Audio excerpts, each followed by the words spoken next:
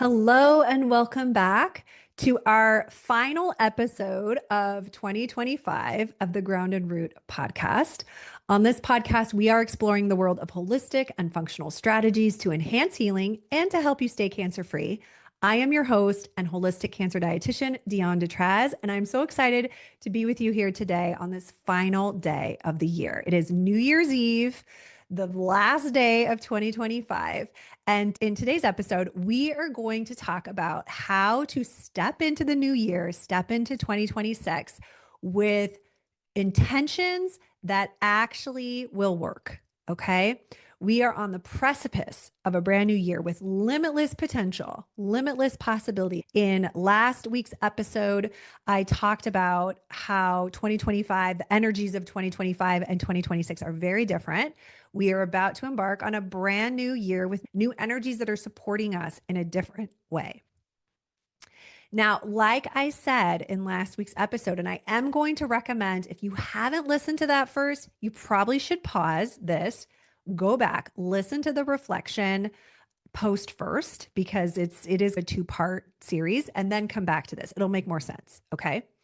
But as I mentioned in last week's episode, that it's easy to jump quickly into our hopes for the future, like to move forward, right? We hope for the changing of the year's digit is just going to automatically, magically rescue us from the past, from whatever we didn't like from the past, from past habits, from past challenges, experiences, etc., holes that we've dug for ourselves. And it's just going to like magically start fresh. Of course, that's why so many people make New Year's resolutions, but unfortunately, very few people actually realize their resolution. So we dream of changes that are going to make us happier and healthier or sexier, right? We make lists of resolutions in the hope that just like making the list is going to make it happen, that our willpower will be strong enough for us to see it through. And that's just not the way it is for most people, right? That execution just doesn't really work.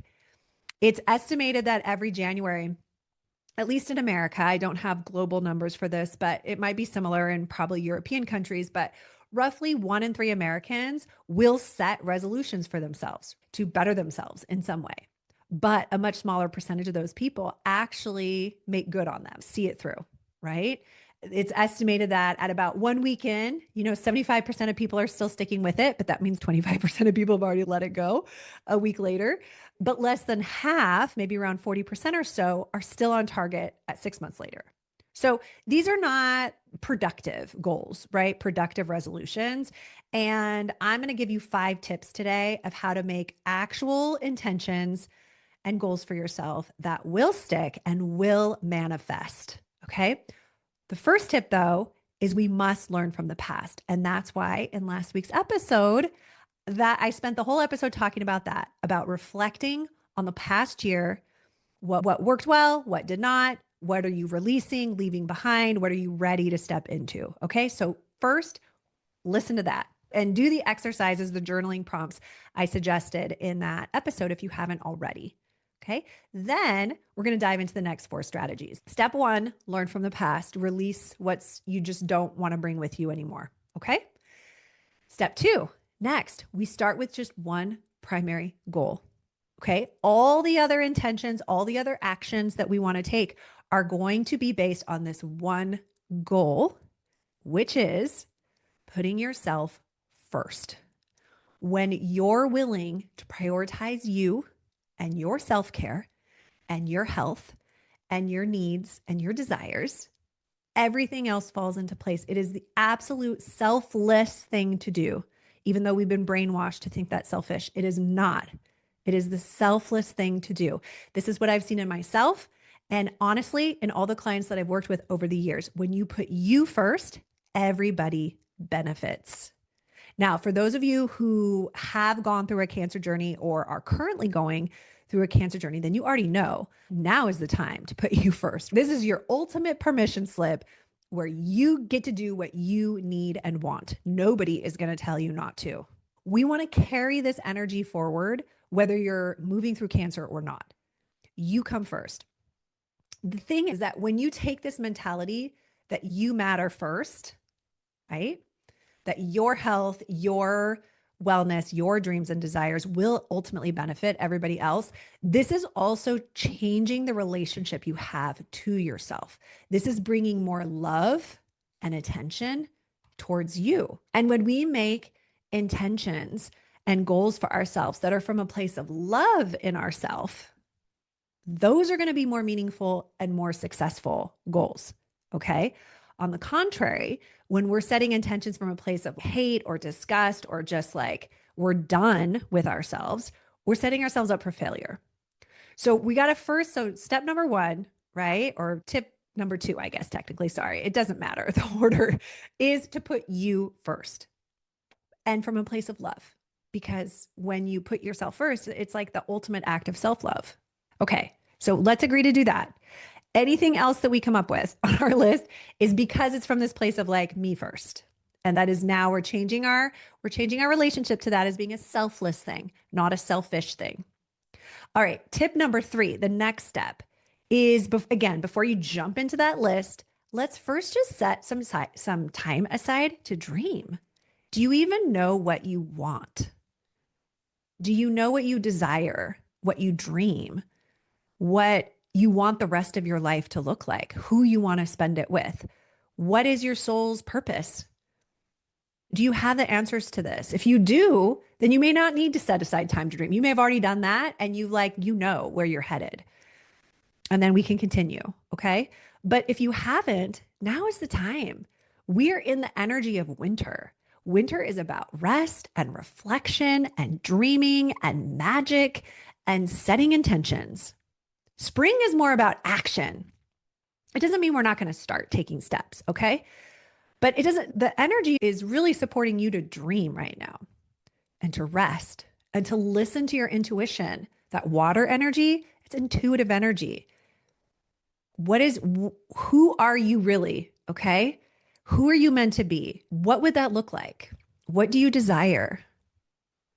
Okay, so remember, actually, I'm not going to say remember. Let's just think about this for a second, okay? If you're listening to me right now, then I'm going to assume that at least one of the things you'd really like to create in your life, in your dreamscape, right, is optimal, vibrant, radiant health. And if you're still moving through a cancer journey, then that means healing from cancer, right? Ideally, or at least getting to a point where you can maintain optimal health with cancer in your body that is no longer growing or active or spreading. Yes? So if I'm assuming, I may be wrong, I'm assuming that's one of your dreams, one of your goals. So what I'd like you to do is to start with that ideal plus whatever other dreams you have for your life. Okay. This is not just about health and healing, but obviously that's a big point of our podcast. What does your version of optimal health, vibrant, radiant health look like, right? In the context of your life or the life you're desiring? Dream up as detailed a picture as possible, right? Just sit in meditation, lay down, close your eyes, imagine. Just let yourself imagine, daydream. What could this look like for you? Don't worry about the logistics yet. Don't worry about like the how. Okay. Right now, it's just what are we going towards? We can come up with the how once we know what the goal is. But first, again, if we're going to set intentions that really matter, that are meaningful for us, we first need to know where we're headed. Yeah. So we've already done the like reflecting on what's happened, what's no longer working for us. We've prioritized ourselves. We're putting ourselves first. So by putting ourselves first, we get to dream up. What does this look like? What do we want the rest of our life to look like? And if no clear pictures come up right away, please don't fret. That is also normal, particularly if you've never done this exercise before. You do have to teach your brain to dream again. You know, as kids, we come into the world ready to dream. We believe in magic. We love to come up with fairy tales and we love to daydream. This is really normal. And then it's taken out of us as we get older, which is really sad. As an adult, we should still make time to daydream. I think that's really important. So if you don't get a picture right away, it's okay. We're just teaching our brains, we're teaching our psyche to let go of reality for a little bit and just dream up what would be the ideal. What does that even look like? And if you're not sure, it's okay. You just sit with yourself and ask yourself, what would my dream life look like? And then you just give it time. What would my life look like if I had vibrant and radiant health? What would my life look like if I was cancer free? And I didn't have to worry all the time that the cancer was going to come back. What would my life look like? And maybe you do this several days in a row, with a journal, and you just see what comes up. You let your intuition guide you. You let yourself start to dream. For me, I've always been a dreamer. That's been very easy for me. But one of the things I use this exact strategy. I didn't have the answer to it yet. When we decided to come to France, I had no idea we were going to make such a huge life move. That was never on my radar. That was not in my goals, right? That wasn't my New Year's resolution for that year. But what happened is I became very aware of our current reality. And as much as there were lots of bright spots, there were a lot of really hard, challenging spots for me and for my husband. And I just started asking the universe as part of my morning meditation with my journal, how could this look better? What could we do different? And I didn't need to know the answer, It was just letting myself begin to dream up, how could we change what is true for us right now? And it didn't take that long. Probably within a couple weeks, I started to get visions of us coming to France for a year, for a sabbatical, to live with his family. We could rent out our house, our cottage, and just take a year off, have a completely different life experience. And then the goal was to come back, right? The intention was just like, we need some time away. And as I sat with that in meditation, it became clearer and clearer until eventually I brought it to my husband. I was like, what do you think about this? I was This was like a crazy idea, but he was in a state of mind feeling like, yeah, why not? Let's go for it. And within that decision, 6 weeks later, we were on a plane to France for a year. Okay. That I did not see that coming at all. And the other thing I didn't see coming is that by the end of that year sabbatical, we decided to actually move to France and create a life here because it was more in alignment with where we were headed, with what our dreams and desires were, not just for me and my husband, but for my kids too, and for our family as a unit. And we made difficult decisions because we were focused on the end goal, the dream. Okay. If we don't know what the dream is, we don't know how to get there. I didn't know that coming to France was going to be the answer. And it doesn't mean it's perfect. Okay. I could probably do another episode on like the good and the bad of moving to France. But my point is that when we trust the process, the answers, the solutions, the how will come. Okay. Now, once you've done that, the next step is to ask yourself, what brings you joy? What do you do for fun? What fills your cup? What makes you laugh? What puts a smile on your face? What makes you happy? And again, if you're not certain, please don't fret. But with that same exercise as before, just take some time with your journal in meditation and ask yourself that question, what makes me happy? And just see what comes up. Start writing it down. Even if it doesn't make sense right away, just trust the process. What do I do for fun? What would I like to do for fun? What did I used to do for fun? If we start to ask these questions from the place of the dream, the desires that we're heading towards, then the answers become a little bit easier too. Even if it's not something that we're used to doing, it's, ooh, I could see myself doing that. Ooh, it might be fun to start taking dance classes, or I don't know, whatever it is. Right. And again, in my last episode, I did talk about how gratitude and doing things that make you happy ultimately create more health in your body. So again, a missing piece. I really believe this. This is just not talked enough. This is why in our coaching program, we actually start with your emotional wellness. We start with the nervous system. We start with removing stressors. We start with joy and fun and pleasure. Because until we bring that base into your body, can we actually start to shift the other physical things to help you heal with food and supplements and fasting and all these other great strategies that we have. But the thing that is most important, honestly, is the base. It's the nervous system. That is your container that is allowing you to be healthy and vibrant and radiant. And stress is like the biggest deterrent to that. Right? It doesn't mean we can't. Of course, we're still going to have stress in our life, but a more regulated nervous system is going to help us deal with stressors in a completely different way. So, creating goals or intentions that are bringing in more joy and fun and pleasure is going to help you create this like healing shift in your body, right? So, in your intentions, I really want you to think through, how can I bring more joy into my life this next year? What does that mean, right? What are the things or the activities or the people that will fill my cup? How do I make time for those things in this next year? Or maybe, like I said, like maybe I want to start taking dance classes. Maybe there's a new activity or a new hobby that I want to experiment with in the next year. Okay. But that would be the next step, is what is going to bring me more joy, not like what's going to bring me a sexier body. Because the truth is, when you have more joy and fun and pleasure, you're going to have the capacity to do the things that are going to bring you more health or a sexy body. I know I keep using that as a, but I think you get the point. It's like that can be the end result, but that's not necessarily how we're going to get there. How we're going to get there is by doing things that fill our cup. And the final tip to help you truly create like a routine and a rhythm that is going to allow for these new fun activities in your life is that you probably are going to have to do less.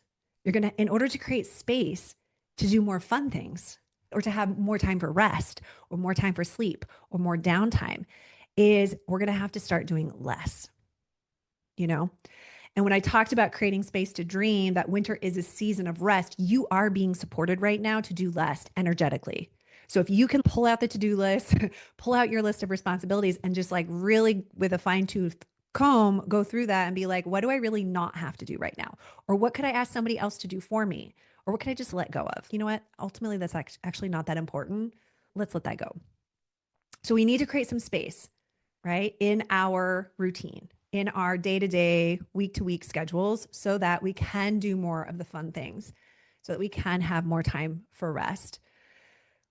First, we need to simplify in order to have the time for this stuff, you know? And it's interesting. I see this happen a lot inside of our coaching program, that, you know, in the beginning, you're just thinking about all the things you need to add in. Okay, I've got a meal plan and cook healthier meals, and I got to exercise every day, and I need to get enough sleep, and I need to ground or do sauna, or, you know, all these things. These are all like action-based things that are adding to your to-do list. It doesn't mean these things aren't great for you. But if you already have a really full and busy life, all that's going to do is create more stress and overwhelm, that you're like, how am I going to get all this in?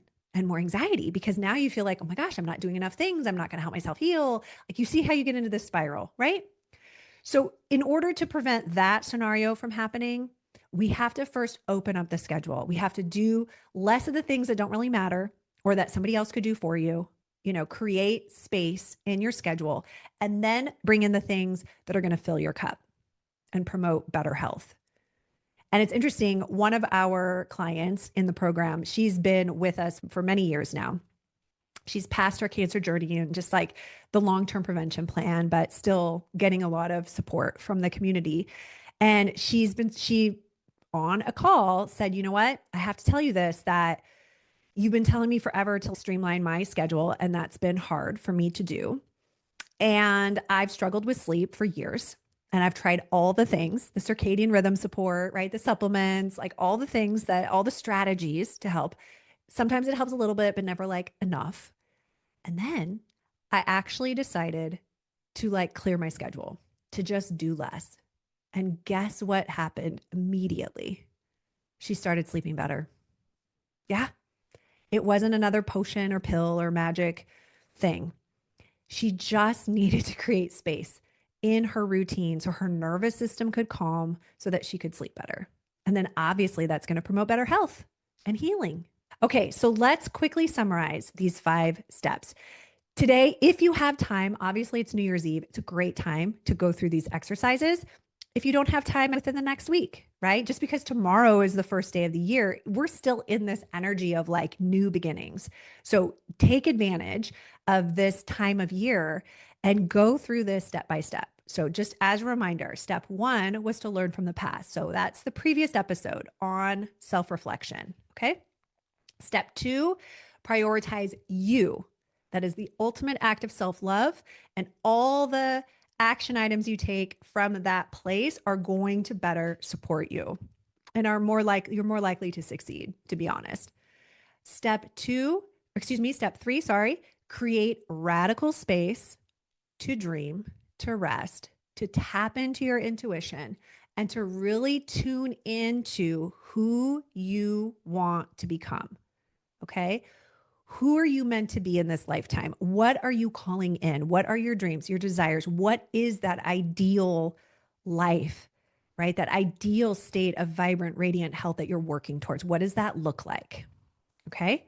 Step 4, what brings you joy? What do you do for fun? What fills your cup? Let's do more of that in 2026. Okay. All of us, let's do the things that make us happy. That is like probably the most important step we could take in becoming healthier. And the final step is less is more. Okay.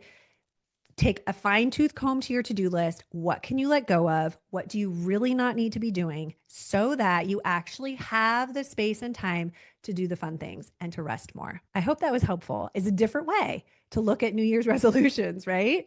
But ultimately, it's a way that's going to have more impact and you're going to be more likely to succeed in really knowing what your long-term goals are. And again, we're in the sea, we just started the energy of winter. So you are being supported to do these things now. And it doesn't have to be today or tomorrow. Like, honestly, you could use all of January and February to do this. Like, before we start moving into the springtime action energy, right? You can do this to really think through, how can I streamline my schedule? How can I get more rest? How can I do things that fill my cup? Start with those things first. All right.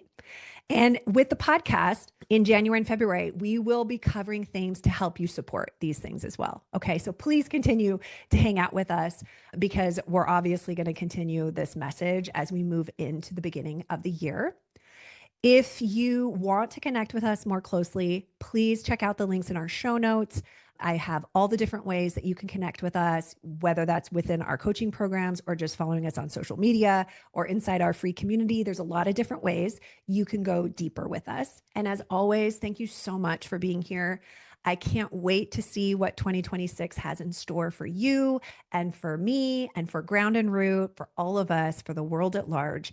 I think there's a lot of potential ahead of us. And I just hope for all the best for you. If you're enjoying this content we're covering, please help us spread the word, share, subscribe, leave a review. As always, we are so appreciative of your support in helping this information get into the ears of as many people as possible. That is how we really begin to change the statistics around cancer, and we help people live longer, healthier, happier lives. I wish you such a beautiful last day of the year and a wonderful start to 2026. And I look forward to connecting with you again on next week's episode. Bye for now.